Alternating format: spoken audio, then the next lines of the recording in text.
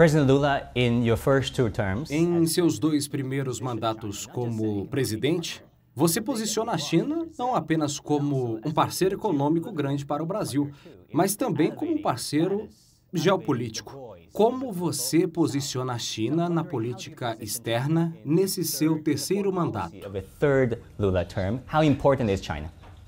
Então, eu estou na China com muito otimismo, com muita vontade de que a gente possa avançar. Eu tive uma extraordinária relação com a China nos meus 2 primeiros mandatos e eu espero ter uma extraordinária relação com a China nesse meu terceiro mandato. Agora que a presidenta Dilma vai ser presidenta do Banco dos BRICS, eu acho que ela vai contribuir para aperfeiçoar essa nossa relação com a China. Talking about the BRICS Bank, as you know, Falando do Banco BRICS, Dilma Rousseff já é a nova presidente. O que você pensa desta decisão e o que você acha que o BRICS fará? É normal que tenha tido essa controvérsia, essa discussão toda, porque é uma coisa nova. E tudo que você cria novo, você cria impacto positivo de um lado e impacto negativo dos outros. Por exemplo, os nossos amigos americanos, eles têm sempre uma preocupação contra qualquer coisa nova que se crie em se tratando de banco ou de moedas, porque ele acha que a gente quer acabar com o dólar como moeda referência para o comércio exterior. Foi assim quando se criou o euro na Europa, os Estados Unidos ficou muito ofendido. E quando eu falava de que era preciso criar uma nova moeda, que um país do tamanho da China e do tamanho do Brasil não precisa negociar com base no dólar. Você pode ter uma moeda criada, sabe, que pode ser organizada pelos bancos centrais dos 2 países e a gente fazer a nossa troca comercial, as nossas moedas. Isso é uma novidade, é uma coisa a ser estudada, é uma coisa a ser pensada e eu acho que o Brasil e a China são 2 potências, ou seja, se a gente colocar mais a Índia, se a gente colocar mais a Rússia, se a gente colocar mais a África do Sul, agora entrou Bangladesh, entrou, sabe, os Emirados Árabes, a gente vai ter metade da população mundial participando dos BRICS. A gente tem um potencial econômico muito grande, um potencial comercial. Eu estou convencido que nós não temos que ter pressa de transformar o Banco dos BRICS num extraordinário, num grande banco. Nós temos que trabalhar com muita tranquilidade, sem atropelos, não cometer erro nenhum para que o Banco dos BRICS seja uma referência muito importante para os países em via de desenvolvimento. President Lula, I see the passion. Presidente Lula, eu vejo a paixão quando você fala em elevar os padrões da América do Sul.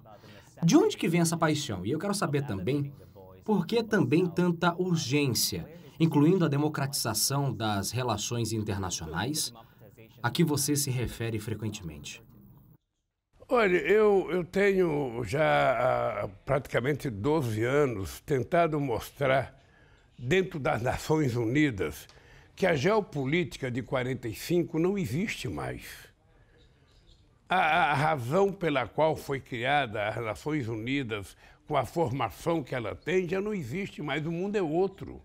A geopolítica mundial mudou.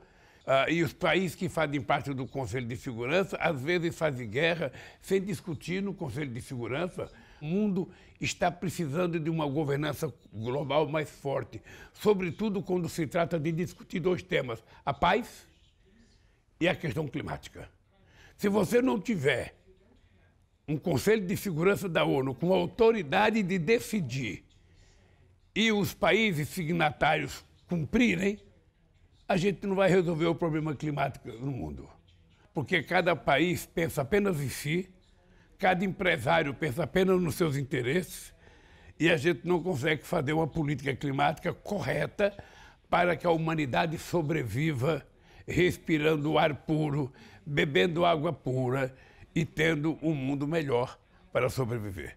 Esse é o desafio que está colocado para a China, está colocado para o Brasil, está colocado para os Estados Unidos, está colocado para a União Europeia. E nós temos que buscar. Por isso, eu vou continuar brigando. Eu não quero ser líder de nada, não quero ter hegemonia sobre ninguém. A única coisa que eu quero é o seguinte, é preciso criar uma nova forma de governança mundial. A China tem um papel muito importante no mundo hoje. A China tem que ser levada em conta. O Brasil tem que ser levado em conta. Um país como a Nigéria, como o Egito, como o México, tem que ser levado em conta. A Índia tem que ser levada em conta. Ou seja, então não dá para você ter uma governança que não representa aquilo que é o espectro político da sociedade mundial. Então eu vou continuar brigando por isso, vou continuar fortalecendo a nossa relação com a China. E quando eu digo fortalecer a relação com a China, eu não estou querendo romper com os Estados Unidos. Eu quero também fortalecer a relação com os Estados Unidos. Como é que a gente vai conseguir paz na Rússia e na Ucrânia, se ninguém está falando em paz? Todo mundo só está falando em guerra. Todo mundo só está falando de dar mais armas para a Ucrânia, sabe, atacar a Rússia, ou a OTAN colocar a fronteira no território russo. Então, o que é que nós precisamos encontrar? Países que queiram paz. A China quer paz, o Brasil quer paz, a Indonésia quer paz, a Índia quer paz. Então, nós temos que juntar esses países e fazer uma proposta de paz para a Rússia e para a Ucrânia. Na Ucrânia, a China fez essa proposta de pelo menos 12 pontos para a paz.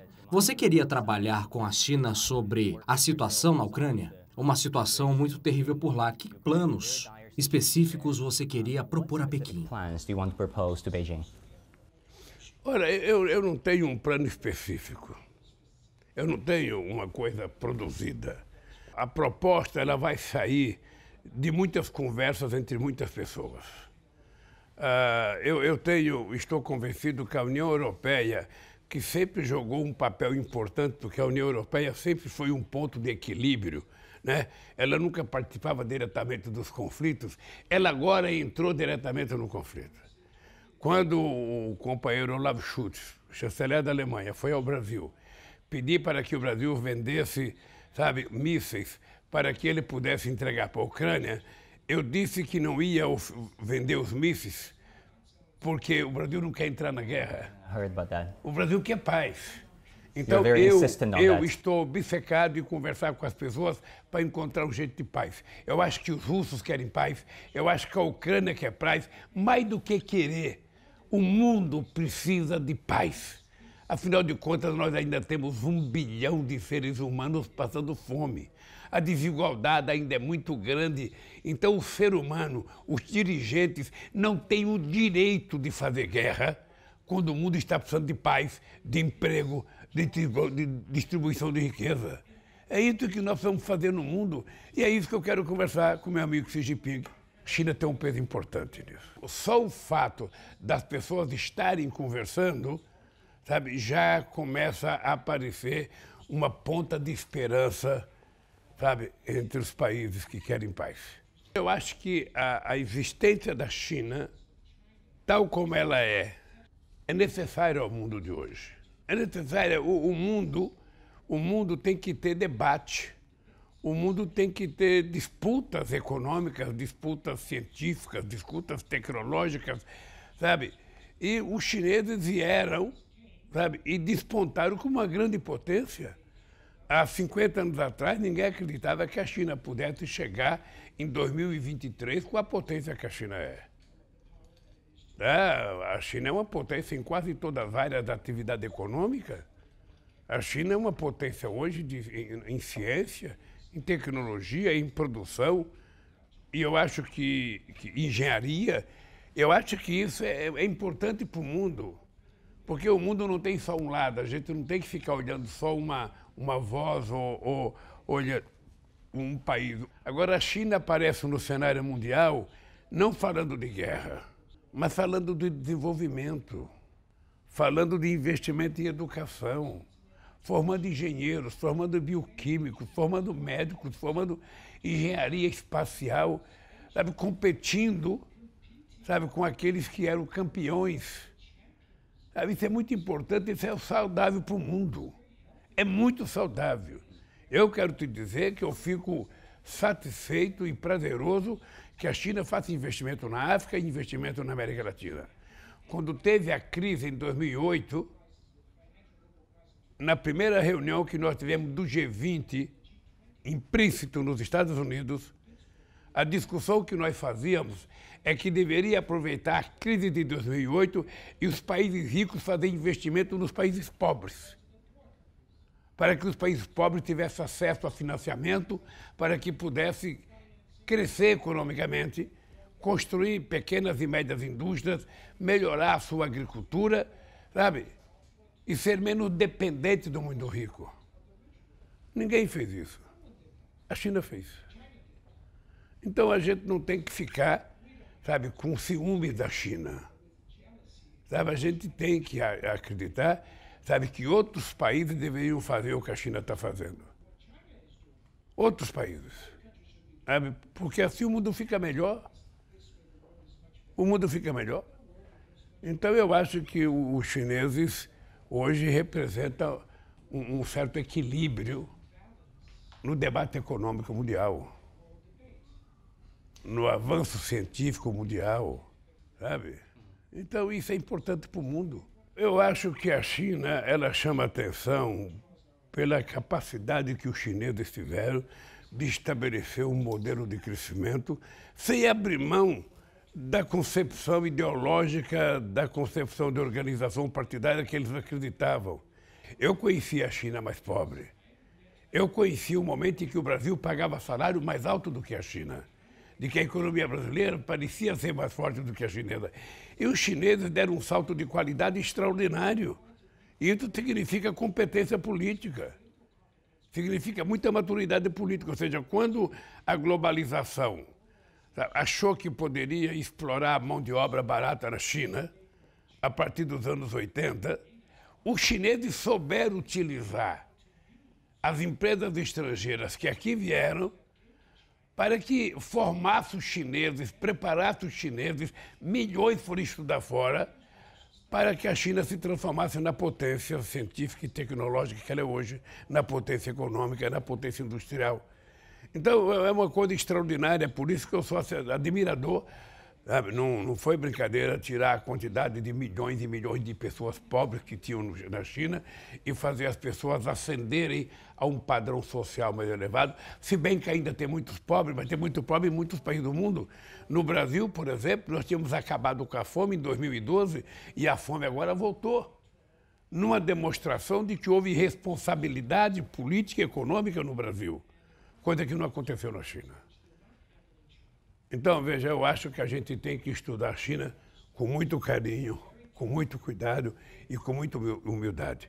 A gente não é obrigado a concordar com tudo com a China, mas a gente também não pode ser contra por ser contra. É importante a gente saber o que foi feito, como foi feito e por que deu certo. E isso eu acho que assusta um pouco outros países, né? Porque durante séculos só alguns países foram ricos, só alguns países mandaram no mundo. Então, na hora que surge a China, na hora que vai crescendo a Índia, na hora que vai crescendo o Brasil, na hora que os países em via de desenvolvimento vão dando um salto de qualidade, do ponto de vista industrial, do ponto de vista do conhecimento científico e tecnológico, ora, obviamente que começa a assustar aqueles que se sentiam dono do mundo. E aí o que nós temos que dizer para essas pessoas? Nós não queremos ser melhor do que ninguém. Nós queremos apenas ter o direito de sermos iguais. Essa é a verdade. E é essa parceria construtiva, sabe, que eu quero construir com a China. Você sabe, alguns países descrevem a presença econômica da China, a influência da China em seu país, o Brasil, e em toda a América Latina como neocolonialismo. O que você, pessoalmente, sente sobre tais acusações? Olha, eu na relação com o Brasil, eu não acho. A China tem se comportado no Brasil de acordo com aquilo que os empresários brasileiros têm aceito. O que o Brasil quer propor à China é que nós precisamos construir centenas de coisas novas, que passa por rodovia, que passa por ferrovia, que passa por portos, aeroportos, que passa por novas indústrias, que passa por empresas de químicas, que passa por investimentos novos, sobretudo na formação educacional do nosso povo. Por isso que eu penso trabalhar com a China uma troca de informação entre as nossas universidades para que a gente possa ter um trânsito maior de chineses estudando no Brasil e de brasileiros estudando nos chineses. Sabe, eu, sinceramente, não vejo e não tem relação colonial com a China. Os Estados Unidos poderiam estar investindo na África. A Europa poderia estar investindo na África. Na verdade, colonizaram a África durante quase que mais de um século. Ou seja, quando os chineses aparecem fazendo investimento nos países da América Latina, nos países da África, incomoda. Incomoda porque a China vai crescendo. A China já tem uma boa participação na economia brasileira. E eu quero que tenha. Eu quero que participe. Eu quero que participe de um jeito construtivo, de um jeito de construção de parceria. Que os nossos empresários sejam sócios dos empresários chineses, que os empresários chineses possam ir produzir no Brasil.